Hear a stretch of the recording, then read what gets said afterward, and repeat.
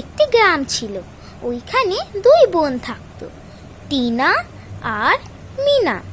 টিনা সবসময় নিজের রূপচর্চা নিয়েই পড়ে থাকতো, কিন্তু মিনা ছিল খুব পরিশ্রমী। মিনার ছোটবেলা থেকেই ইচ্ছে ছিল ভারতবর্ষের আর্মিতে জয়েন করা, তাই জন্য ও নিজের রূপের দিকে একটুখানি খেয়াল করার সুযোগই পায়নি। সারাদিন পরিশ্রম করত, সব কাজ একা মিনাই করত, কিন্তু টিনা সব নিজের রূপচর্চা নিয়েই পড়ে থাকতো।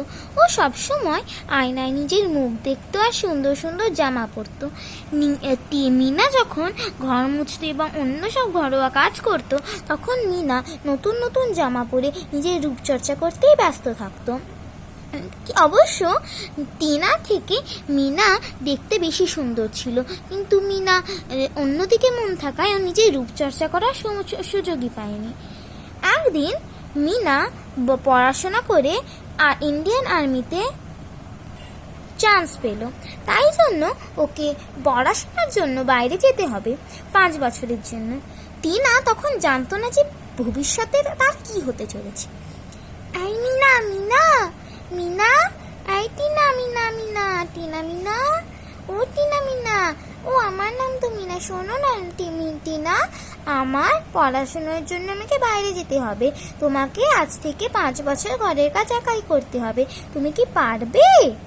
হ্যাঁ পারবো দিদি। দেখো, তুমি ভেবে নাও, তুমি কিন্তু ছোটবেলা থেকে কোনো কাজ করোনি, ঠিক আছে? আচ্ছা ঠিক আছে, আমি এখন যাই। ঠিক আছে ঠিক আছে, আমি বেরোচ্ছি। টিনা চলে গেল নিজের পড়াশোনার জন্য বাইরে। এখন টিনা কি করবে? 5 বছর পর আজকে মিনা ফিরে আসার দিন। আজকেই মিনা ফিরবে। উফ বাবা, ঘর দৌড়ের যে কি অবস্থা হয়েছে! আমি তো 5 বছর কিছুই করতে পারিনি। আমার এত সুন্দর হাত, এত ফর্সা গাল, সব নষ্ট হয়ে যেত। আসুক মিনা। মিনার আসার সময়, বোন বোন দরজা খোল, বোন আমি চলে এসেছি। হ্যাঁ খুলছি, দাঁড়া। উফ বাবা, তুই হ্যাঁ বোন, এটা তোর কি? তুই এত সুন্দর কখন হয়ে গেলি? টিনা নিজের পড়াশোনা শেষ করে এসে খুবই সুন্দর এবং অপরূপ দেখতে হয়ে গেল। সেটা কি করে হলো দেখা যায়। বোন, আসলে আমি গেছিলাম আর তখন আমার দেখা হলো এক বুড়ি মায়ের সঙ্গে। তারপরে সেই ঘটনা।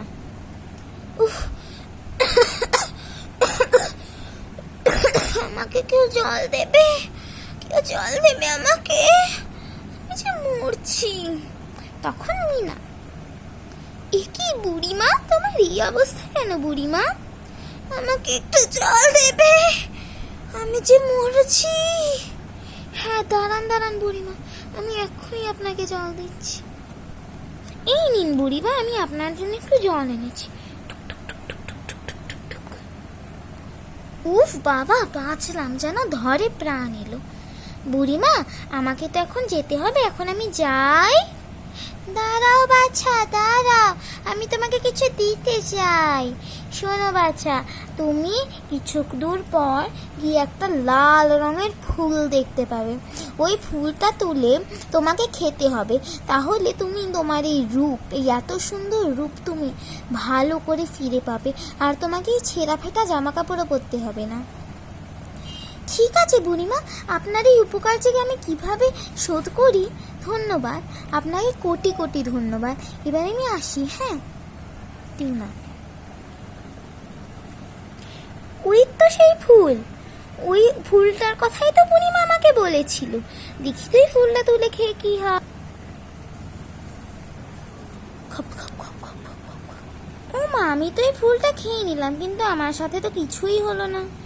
ঠিক আছে, কিছু দূর যাওয়ার পর, ও মা, এ আমার সঙ্গে কি হলো? এ তো দেখছি এত সুন্দর জামা। এই নিশ্চয়ই বুড়িমার ওই ফুলের কামা। যাই ঘরে যাই, বোনকে গিয়ে খবরটা দিতে হবে যে কতদিন দেখিনি বোনকে, সেই 5 বছর হয়ে গেল। যাই ঘরে। এবার ঘরের দৃশ্য। বুঝলি বোন, এই হলো কাণ্ড। দেখ, আমি কত সুন্দর হয়ে গেলাম। আর তুই, তোর মুখের একই অবস্থা হয়েছে বোন। ও বোন, তুমি ঠিক করে মেকআপ করনি? কি করে যে করবো রে দিদি, আমার যে ঘর দোর পরিষ্কার করতে করতেই হাত মুখ নোংরা হয়ে গেল। আরে বোন, ঘর দোরের এই অবস্থা কি করে বোন, ঘর দোরের এই অবস্থা কি করে? আরে দিদি, আমি ঘরদোর পরিষ্কার করব না, আমার রূপ দেখব, তাই জন্য আমি ঘরদোর কিছু বছর পরিষ্কার করিনি। প্রথম বছর পরিষ্কার করেছিলাম, তারপর আর করিনি। কিন্তু দেখ, এত গরম পড়েছে, ট্যানিংয়ের জন্য আমার মুখটা কেমন কালো হয়ে গেছে। তোর মুখটা তো সুন্দর কি করে আছে রে দিদি? আসলে বোন, এই দেখ, আমার কাছে এই গলারে যে এই বাঁধনটা রয়েছে, এটা আমাকে সকল ধুলো বালির থেকে পরিষ্কার রাখে, বুঝলি? চল এবার আমরা বাড়ির বাকি কাজ সেরে ফেলি। আমাদের নাটক আপনাদের কেমন লাগলো? ভালো লাগলে ভিডিওটি লাইক করবেন এবং সাবস্ক্রাইব করবেন, এবং এই ভিডিওর মরালটা কমেন্টস বক্সে নিশ্চয়ই লিখবেন। ধন্যবাদ। Bye bye.